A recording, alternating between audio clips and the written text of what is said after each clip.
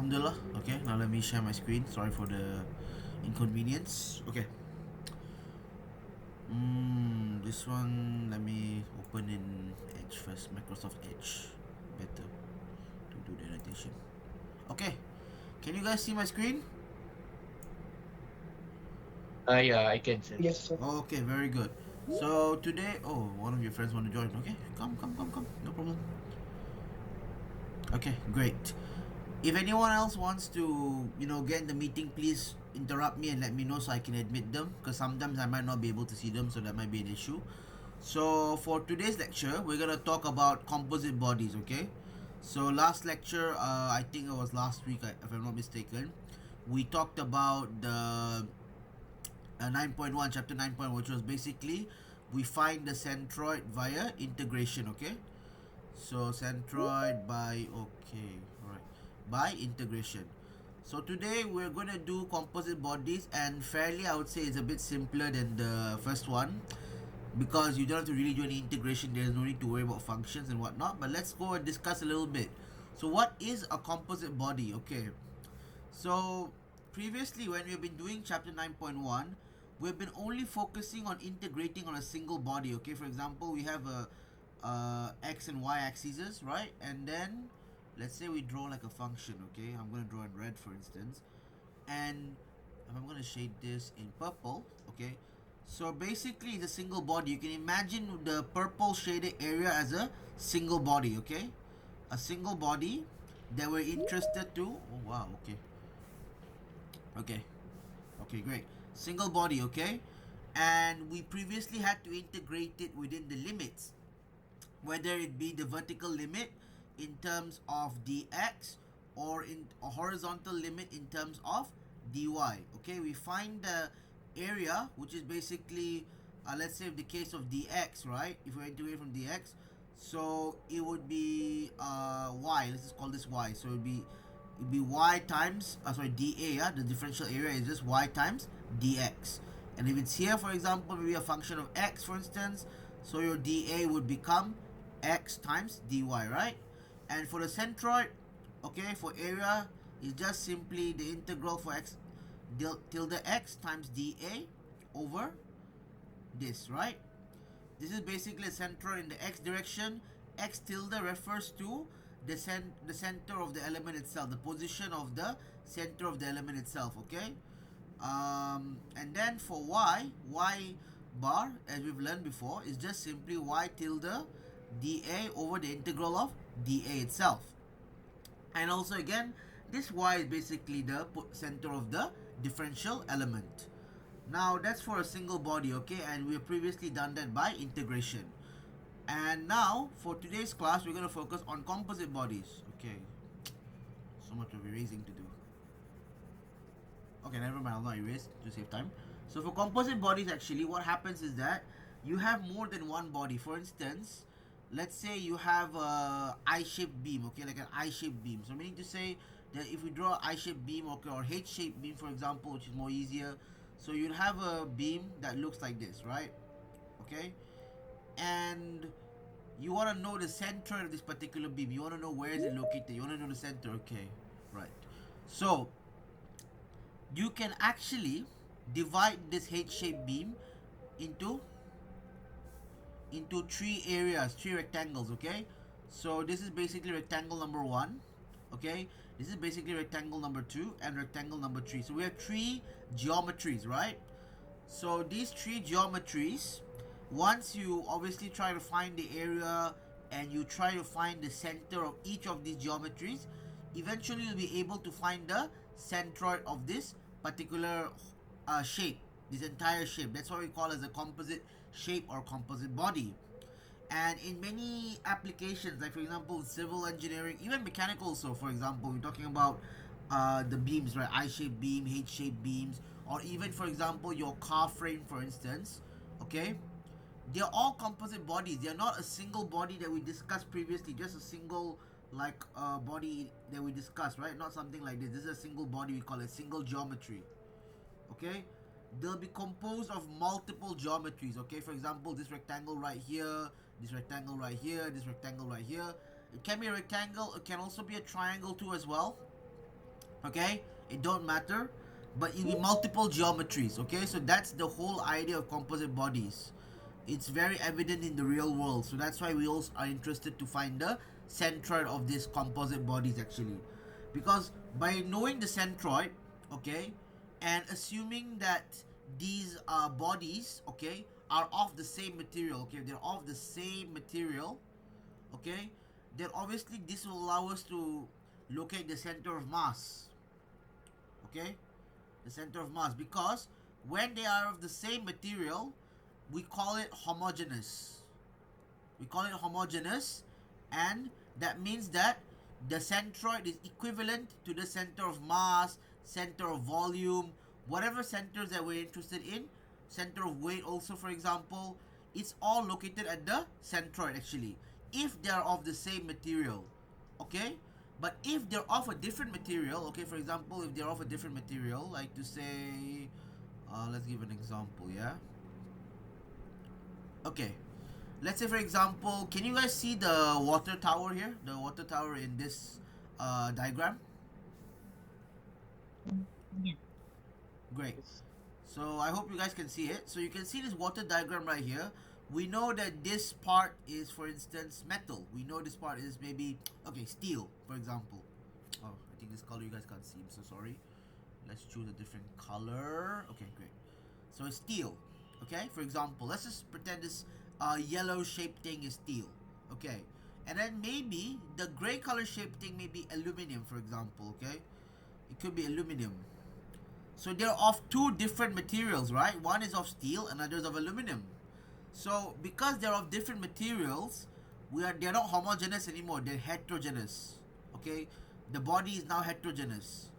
So when it's heterogeneous, this means that the centroid that we find, okay, the centroid of the particular tower, the water tower, is not the same as the center of mass, okay, and this is also not the same as the center of volume, okay. So because once you have a heterogeneous body, then um, the center will not be the center of mass will not be the same as the centroid actually, okay, because the centroid, you have to remember, is to do with the geometry of the material itself. It's affected only by the geometry or the shape, whereas center of mass, you also have to consider the effects of mass as well, right? A center of volume actually is gonna be almost similar to center of mass. I'm so sorry guys, yeah, but center of mass is to do with the mass of the materials involved, and the mass of steel and aluminum are not the same, okay. So therefore the center of mass can never be the centroid actually, the same position as the centroid, if we're talking about different materials. So I want you guys to at least remember that, okay. So if different materials, if the composite body is made of different materials, then it's considered heterogeneous. Then the centroid cannot be the same position as the center of mass, because remember, centroid is just all about geometry, about shapes, whereas center of mass depends on the mass of the material itself, so it's based on the material's properties. And if it's of the same material, okay, that means throughout all the section of the bodies the material is the same, then it's homogeneous. That means the center of mass lies in the same position as the centroid, okay.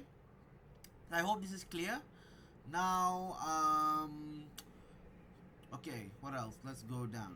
So to determine the coordinates for the center of mass actually, we have it for three directions, right? Let's say if you're talking about x, y, and z, and this will also work for center of volume too also, okay? Center of mass or center of volume, okay, because volume, we're talking about 3D shapes, okay. So it's just simply x bar is the summation of x tilde m over the summation of m. Y bar is summation of y tilde m over summation m, and the same goes for z bar. So we know that m actually refers to mass, right? In this case. And when you're talking about summation here, we're talking about the mass, we're adding the mass of each element, okay? So it means the total mass would just be equals to mass of element 1, mass 1 plus mass 2, okay, plus mass 3, okay? And so on and so forth, depending on how many shapes we have for the composite bodies. Normally, from my experience, usually it would be about, I would say, 3 to 4. Okay, for the case of our syllabus, is about 3 to 4. It shouldn't be this complicated, because anything beyond 4, I would say, is a bit cruel of the lecturers. And yeah, normally it's around 3 to 4. Okay, and this tilde, okay, this tilde actually, what does it mean? Okay, let me draw this. So let's say, for example, we're talking about this particular block here. Okay, this prism, for example. Okay, so, and let's draw the coordinate system. Let me choose a different color. Okay, great. So we have here, can you guys see the coordinate axis, x, y, and z? Is it clear to you guys or not clear, guys? Yes, it's Yeah, clear. clear, sir. It's clear. Okay, good. Yeah. If anything not visible, please shout out. Please open your mic. Don't be afraid. Okay, so at least I can ensure that you guys are following. All right. So for the x, y, and z, right? Let's say this is the body in question, by the way. Okay, let me split into two. So this is gonna be like a cuboid. This is body number 1, which is a cuboid, and body number 2, which is a, what do you call this? A prism. Okay, yeah, some sort of a prism. Okay, triangular prism, whatever you call it. So body 1 is a cuboid, body 2 is a prism. Okay, great. So when we are talking about the x tilde, y tilde, and z tilde, it's referring to the center for each of the shapes. Okay, so the center of the cuboid represented as x tilde 1, y tilde 1, and z tilde 1.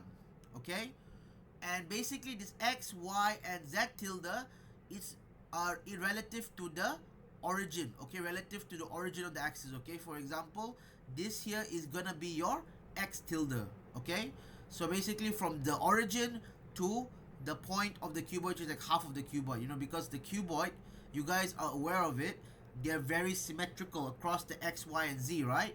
It's just basically half of this, and of course half of this, somewhere half of this thickness itself. It's very symmetrical, very perfect shape. Okay, so this is basically your x tilde. Your y tilde in this case, it's gonna be on the negative side because I drew it like this, so it's gonna go on your negative y axis. So this is your y tilde 1, and your z tilde 1, I think, is pretty self-explanatory. It's just gonna be, half of the whole length of the cuboid itself from the origin itself, right? So z tilde. Okay, so that is basically your x tilde, y tilde, and z tilde for the cuboid. Now how about the prism? Same thing. Okay, let me move this here actually. Alright, let me use a different color. Okay, I'll move you guys back. Yay. Okay, so for the case of the prism, your x tilde would be here, somewhere here. How do I know it's somewhere here? Because remember, for triangle, right, if you want to find the center relative to the x-axis, x tilde is basically 2/3 of the what do you call this, the base, right? 2/3 of the base actually. Okay, that's if you remember from, all right, let me add your friend first.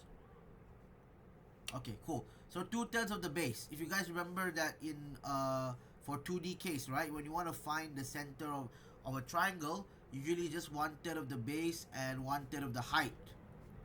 If you guys remember from your distributed loading chapter, remember how you had the loading in rectangular form, and rectangular is pretty straightforward. Rectangular was just simply L over 2, but if you had a triangle, it was just 1/3 of the L. You guys remember this from chapter 4? Yes, sir. Okay, great. So you remember this. So basically, if we are taking it from the origin to here, this is obviously gonna be 2/3, right? You guys can do the maths, right? Because 2/3 of the base plus 1/3 of the base is just equals to base. If you guys have any issues with that, please let me know also. And then for y tilde, okay, now this is interesting, yeah? How are you gonna find the y tilde for this prism?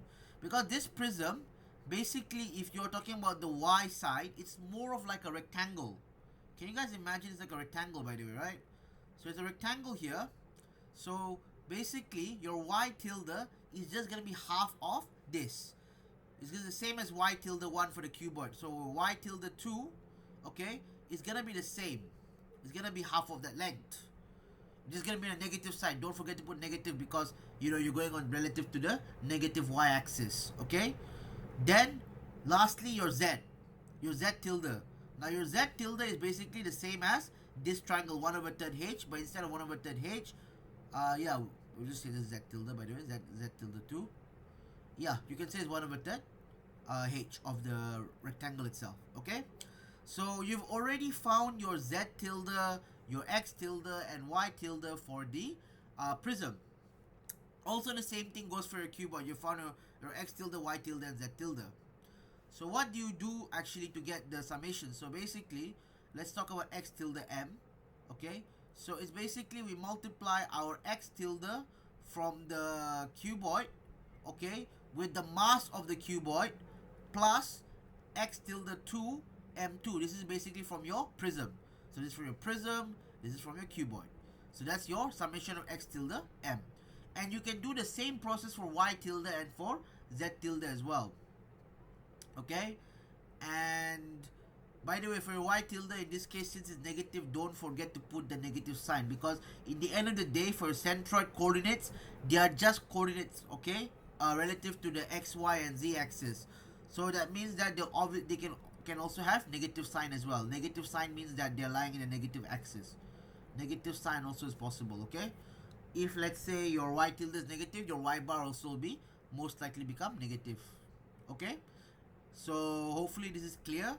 And for centroid of area, okay, this is for the two-dimensional case, okay, and this was talking about 3D case just now. So for 2D case also, the same rules apply, but you're now going to be only looking in terms of x and y only, okay? You're going to be looking in terms of x and y. So your shape, for example, maybe looks like this. So you again have shape 1, shape 2, okay? So you just find the area of shape 1 and shape 2 is very straightforward. Rectangle, triangle. Rectangle is just length times breadth, and triangle is just half times base times height, okay? And the same rules applied like what I discussed for 3D will also translate very well to 2D, right? To find the x tilde, y tilde, and just x and y tilde in this case because we're doing 2D, okay? What else I should note? Okay, so this I said for center of mass, right? This is what I just mentioned for center of mass for 3D case. But this also can apply for volume as well. Okay, this can also apply for volume.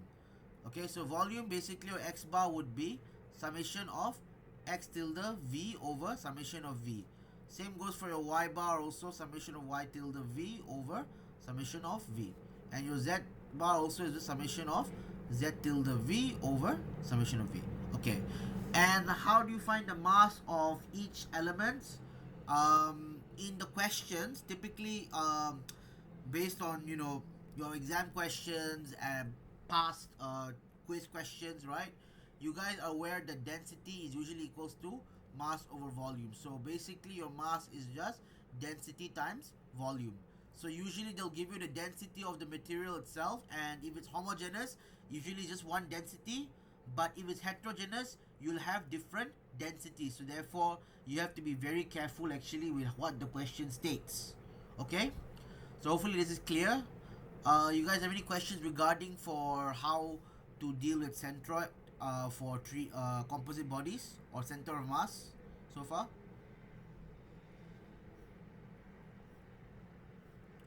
Okay, assuming you guys have no questions. So these are the common shapes actually typically that's encountered in your problems. Okay, let me add your friend first. Okay, great. Typically you find in your common problems, okay? For example, semicircle, okay? For 2D case, usually the centroid, the center of the circle, if it's lying on the x and y axis, okay, from the x axis is just 4r over 3 pi. And then for circle, usually if you're talking about the center, which is just lying in the middle of the x and y axis, it will just be at the center. It will be just right directly at the middle, the origin itself. Okay, but there comes the problem. Let's say, for example, you have a shape, okay, and let me draw this in dark green. For example, let's say you have a shape, this rectangle right here, beautiful rectangle. Now apparently I decide to cut a hole because I feel like it. I want to cut a hole on it. Okay. So how are you going to deal with this? How are you going to find the x tilde and y tilde for this particular hole. How are you going to find it? Okay. For circle, semicircle is very simple. For circle, you know that basically, if you want to find the center, it's just simply this part, which is this x value right here for rectangle, and then this is just the radius. So it's the radius. So x tilde is very simply x plus the radius. Whatever x value touches from the origin to the start of the circle plus the radius itself. Similarly, also for y tilde in the circle, it is just simply y, the y value here that touches from the axis to the start of the circle plus the radius. Okay, plus the radius. So hopefully you guys won't be panicked actually when you're finding the x tilde and y tilde for circle. Okay, that would actually bring me to one more point which I'll mention later. And semicircle, I would say, is pretty rare. I haven't really seen much question on semicircle, but good to know. It's good to actually keep in mind. Try to remember this in mind. But circle is fairly common, especially when you're talking about holes. And I'll go into discussion of holes for a bit, but let's talk about rectangles first. So rectangles, I think it's pretty straightforward. You know the center actually just simply half of the height, half of the base for 2D case, and this will apply for 3D case. For triangular area, okay, and normally for this case, you'll be a right angle triangle. Is just from the right hand edge to the center is just 1/3 of the base, 1/3 of the height. Okay, so I want you to keep this in mind, this three in mind particularly. And semicircle, keeping in mind will be good, but again, don't stress out too much about this. These three are very, very important in my opinion. It's always been the case. Circle, triangle, especially right angle triangle for your case, and rectangular area. Okay, is that clear, guys? So far? You need to at least remember this. Okay, I assume it's clear to you guys. Okay, so let me discuss a little bit about holes actually, because I think that's a very important point to make. So remember that earlier I was talking about this shape, right, with holes. So now when you have a hole actually, and you wanted to find the center, what do you call it? Centroid, yeah? Centroid of the hole. Okay? And we're talking about 2D case. This also apply for 3D as well. So you don't have to worry so much about it. This will apply the same concept. For holes, if you're dealing with holes actually, right, your area will be negative. Okay? Because a hole basically means removed area, right? The idea of a hole is basically where you have a removed area. Okay? So you have a removed area. So your area will be negative, meaning to say that for the particular hole, since your area is negative, then the x tilde a for the hole only will also be a negative value, because your a is negative, right? If your a is negative, then of course when you multiply x tilde with a, the answer becomes negative. Okay, and this is very important to keep in mind also. And if you're dealing for 3D case, let's say for example your volume, okay, like for example, let's talk about volume. Yeah, so summation of volume x bar. For 3D case, okay, if you have a hole, then your volume is also negative as well. Okay, and if you're also having a center of mass, same thing, your mass will also become negative as well. So if your volume is negative, that means the x tilde volume for the particular hole also be negative. Same goes for y and z tilde. And also for mass, if your mass is negative because of the hole, right, you're removing the mass, you're removing the volume. So your x tilde mass will also become negative. Okay, just admitted your friend just now. Okay, so hopefully this is clear. Okay, so far so good. Are you guys following so far? Any questions about this chapter? Any issues, guys? Okay, so I've already discussed actually, yeah. So if like 2D, again, like I said, the simplest shapes, rectangle, triangle, and circle. 3D, usually they give cuboid and prisms. Okay, okay, so okay, and there will be a cuboid and a triangular prism. Okay, sometimes they can give a circle also, and it can be a, how do I say, it can also be a hole, right? Usually if they give circle, guys, most likely 90% of the time I'll tell you it's be a hole. Okay, and even for 3D case they give a circle, oops, yeah, we give a circle is all gonna be a hole. Okay, typically it's gonna be a hole because commonly circular parts are not are quite rare unless you're talking about gears, but this is not something we need to worry about now. I don't want to stress you guys or make you guys confused. Just remember the stuff I said here, okay, and what I've been discussing for just now. Okay, and let's say area is very easy, but usually they tell you the mass, they must give you the density. Okay, they must give you the density, obviously, and they will always do that. You just multiply with the volume itself, which is obviously from the shape you can determine the volume, right? For cuboid, I think you guys know the volume for a cuboid is always length times base times height. Okay, for a cuboid, even for a cube, same thing, same story. Cuboid, it's always the same formula. But for prism, usually with a triangular prism, it is basically half times base times height times L. So a triangular prism usually would look triangular prism, yeah. So usually would look like this, okay. And let's say if they give a circle, how to find the volume of a circle? And typically, if it's a circular part, okay, and it will be a circular part, it will just be a cylinder, which will just simply be pi r square h, actually. Pi r square h. So you have a cylinder, okay, you just simply, you know, the area of the circle pi r square pi r square multiplied by h. So basically, it's you know, it's a same as a prism actually. General prism formula is just simply surface area times the height. That's your volume. Okay, and then you find the sum of area and mass and the products of xm, ym, and zm. Okay, or areas like this, and you find the centroid or center of mass.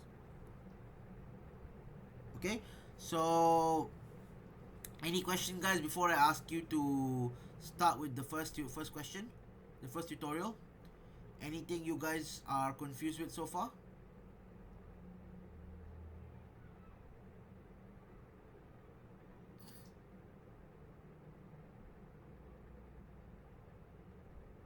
Guys? Okay.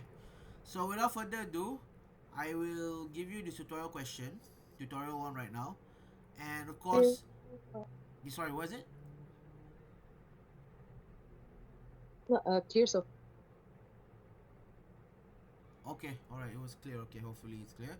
Anything, just feel free to obviously ask or write in chats if possible. So tutorial 1, okay, I'll give you guys tutorial 1 right now. I want you guys to try finishing it in 20 minutes. Okay, starting from now, let me just put a timer. So timer 20 minutes. Okay, so I start a timer already. I want you guys to attempt this tutorial question, and then of course we'll discuss the answer. Sounds good? Okay, I'll leave you to it.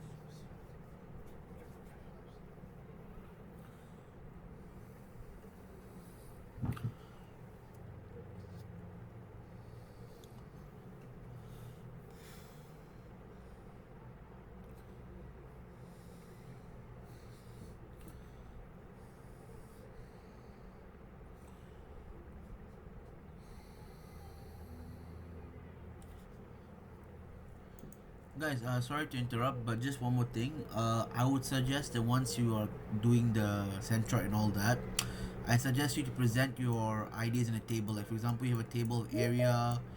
Sorry. Okay. Area. Then you find your x tilde, y tilde. Then you find your x tilde a, y tilde a. Okay. Right. And then you can easily find the summation in area and summation in x tilde a and summation in y tilde a. Okay, so you know that's how it is actually. It'd be better if you do in a table actually rather than you do line by line because it'd be more presentable, I'd say. Okay, be more presentable also. Okay.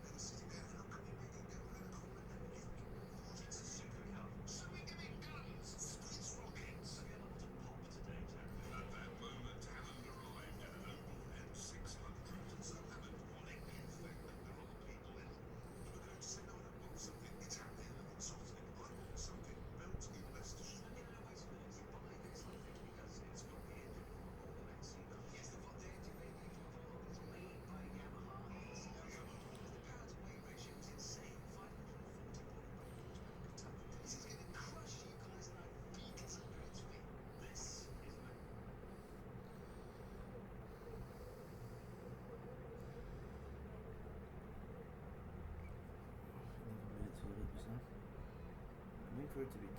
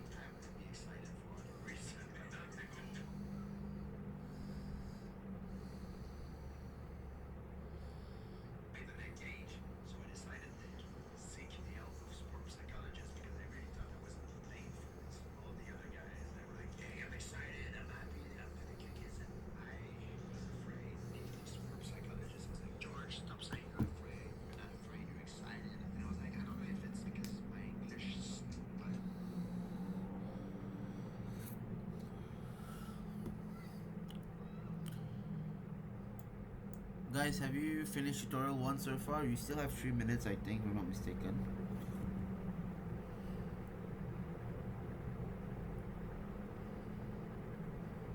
Guys, hello? Yes, sir. So, have everyone finished already the tutorial 1? Can we discuss the answers? Okay. So, assuming that you've all finished tutorial 1, so let's discuss the answers right now. Okay, just give me a minute. Okay, cool. So, I'm gonna stop the timer, alright? I should write here next time, okay. So, let's discuss the answers. Okay, so first and foremost, like I said before, you should divide into a table, and I advise it mainly because it's very clear. Okay, it's very clear, actually. It's very, I would say, presentable. So we have 3 sections, A, B, and C. Okay, so how I divided it into 3 sections, you look in the diagram. Okay, oh sorry, let's two. Okay, so we have 3 sections. Okay, 3 sections. So here it is section A, then section B, which is just a rectangle itself, and then section C is just the whole, right? Section C is just basically the whole, by the way. Okay, so by dividing it, we find the area for each of the shapes. Okay, so A is just simply 30,000 millimeters squared. How we know? Because to find the area of a triangle, you already know it's just half times base times height, which is just basically 300 millimeters times you plus 100 and you plus 100 becomes 200, right? So therefore, once you do the math, it's gonna be 60,000 times half. Okay, 30,000. Okay, then for B is a simple rectangle. Okay, it is 150. Oh my god, wait, can I go up a little bit? Okay, so just simply 150 millimeters, so that's 300 obviously. So 300 and 200 millimeters, so the area is what? It's just 300 times 200, so it becomes 60,000 millimeter squared. Okay, that is for the area of the rectangle. Okay, 60,000 millimeters squared. Okay, for C, how do you find the area of C? Because we already know that it's 75 millimeters here. This 75 refers to what? It refers to the radius of the circle, okay, from the center. So the area of a circle is just simply pi r squared. So pi times 75 squared. Okay, so what would the answer be? If I do with my calculator, sorry, okay, so you get 17671 millimeter squared. But because it's a hole, okay, you can clearly see the hole actually. So this will become a negative sign, okay? So this will become a negative sign as I've shown here, yes. And then once you add these 3 together, your total answer for area would be, be 72,329 millimeters squared. So far so good. Okay, for your X bar and for your Y bar, how do we find them? Okay, so let's go to section A. Let me use a different color. Let me use red. So for X bar, it's simple. From the X axis, it's gonna be here, right? It's gonna be 2/3 of 300. So 2/3 of 300 is how much? It's simply 200 millimeters, right? From the origin, okay? From 0, 0, the center of the triangle is just 200 millimeters for X tilde. Okay, then for Y tilde, it's very simple. So Y tilde is just simply, here it's just 100, 100, 200, right? So it's just simply 1/3 of 200, which is gonna be, I think, 66.7 millimeters. Let me just double check first. Okay, so you see, it's just simply 266.7 millimeters.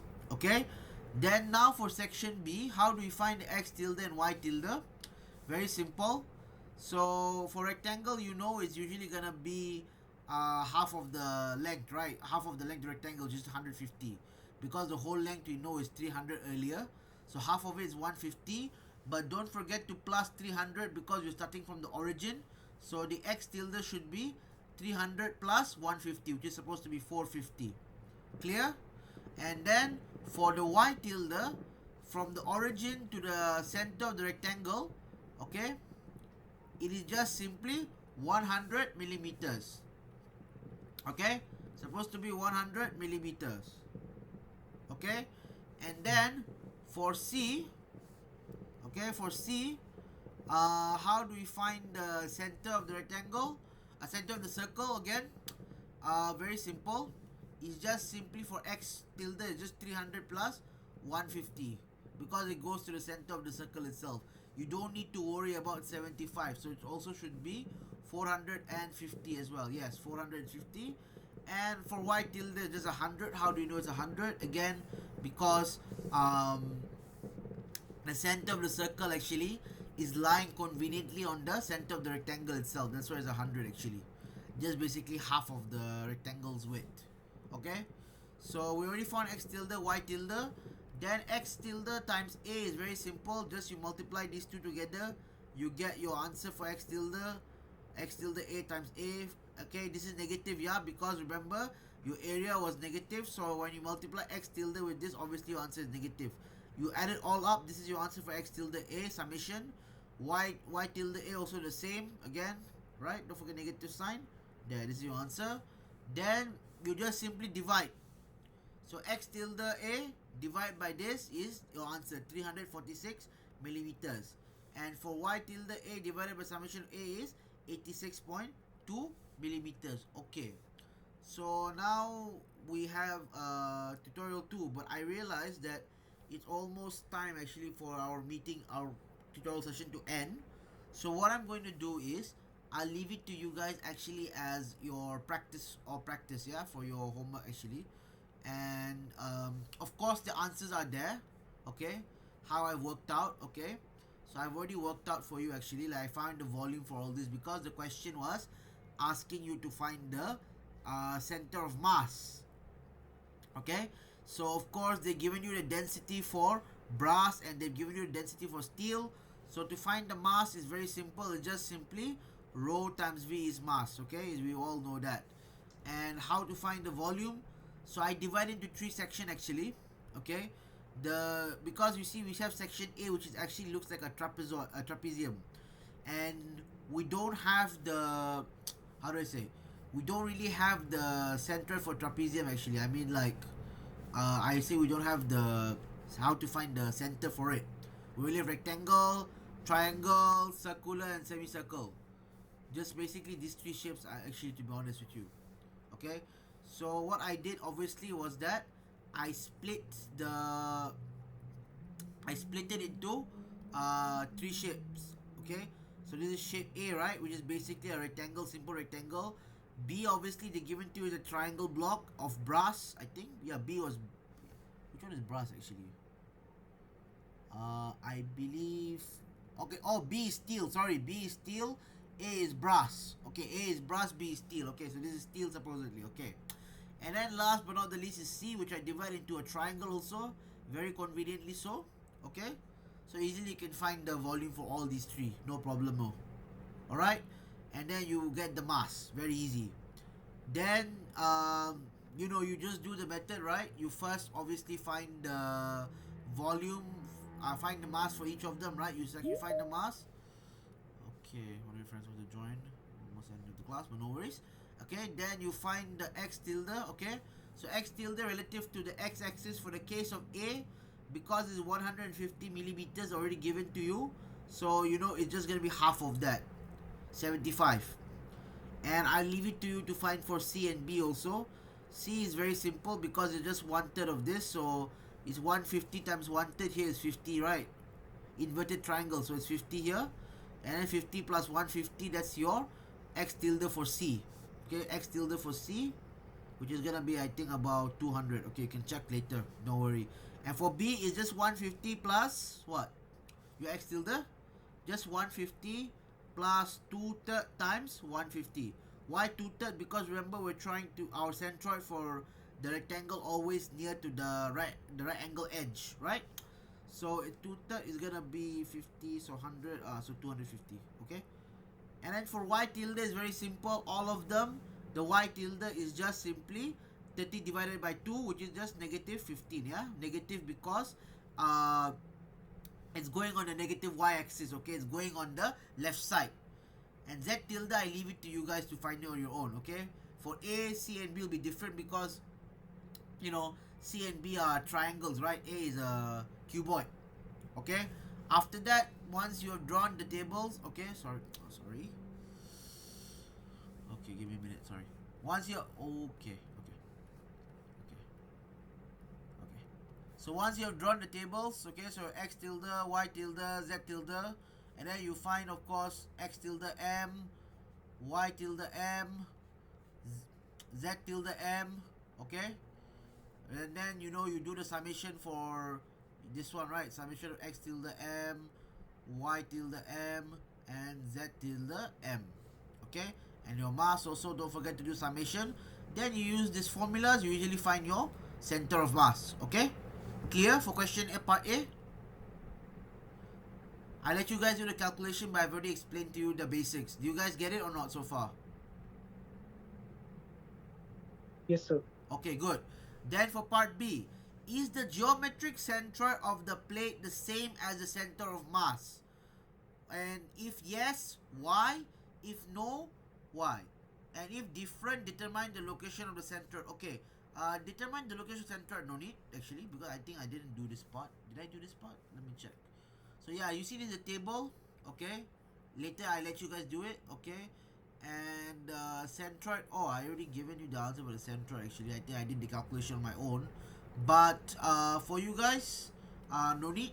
If you want to do it, also determine the location of the centroid and check with my answers. Go ahead, the steps are the same. The only thing now is that your for centroid is gonna be in terms of volume, yeah, because it's a 3D shape, so you will have volume. So x bar will be simply summation of xv over v, y bar will simply be yv over v, okay, and for z bar just simply z tilde v over summation v, okay. All right, so you can do that and check if you get the same answers as me for the centroid, because I think I've calculated, I forgot to probably show the steps, but essentially it's the same. You just simply you replace the m with v. You already have the v actually. You already have the v, because how you have the v? Because you already determined the v earlier, right? You already got your VA, you got your VC, you got your VB already. Okay? And your x tilde, y tilde, and z tilde will be the same. The same that you use for mass, you can also use for the centroid as well. Just use this formula and then you should get the answer. Okay? Is that clear, guys? For part B? So far?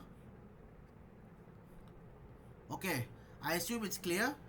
You guys calculate and check the answer. I highly recommend you guys calculate. And yeah, again, thank you for the tutorial session. I also give some supplementary questions, just 2 supplementary questions for your own practice along with the answers.